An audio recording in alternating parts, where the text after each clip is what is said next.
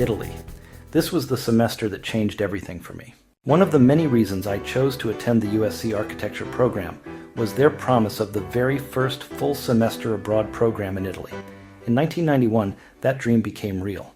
22 of us packed our sketchbooks and headed to Rome, but before we landed, the Persian Gulf War had already begun.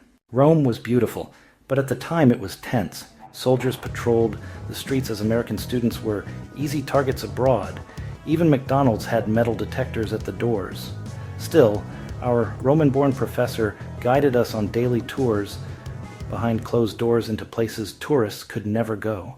And one unforgettable day, we all rented Vespa scooters and tore through the city and Roman countryside. We were acting like locals, but we were half tourists, half maniacs. Next came a week in Florence and Siena. Snow-covered, stunning, soaked in history. Florence quickly became my favorite Italian city. Finally came breathtaking Lake Como, a decade before George Clooney lived there. Gorgeous, but freezing.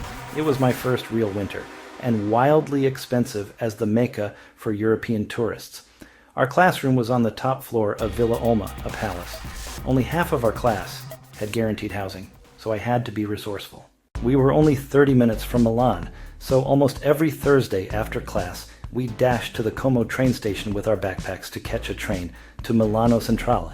From there, we could transfer to anywhere in Europe. We slept on trains overnight and woke up in new cities each weekend. We took advantage of the no classes on Fridays, thus 3-day weekends to Pisa, Cinque Terre, Turin, Verona, and Venice. Italy, also weekends to Zurich, Munich, Stuttgart, Vienna, and Budapest, and returned on Monday morning just in time for class. For spring break, 2 of us traveled to Monte Carlo, Nice, Barcelona, Madrid, and Toledo, Spain. My traveling classmates and I did this literally every weekend. One night, while waiting for a train in Milan, I met a beautiful Italian business student who was working as a waitress. We fell in love, and she taught me more about her culture than any professor could. The program wrapped up, but I wasn't done with my adventures. I had 2 months left on my Eurail pass and a hunger for more. In total, I explored 15 countries and 40 cities in half a year. That semester didn't just teach me European architecture. It taught me how to live my life, one built on curiosity, resilience, and embracing the unknown.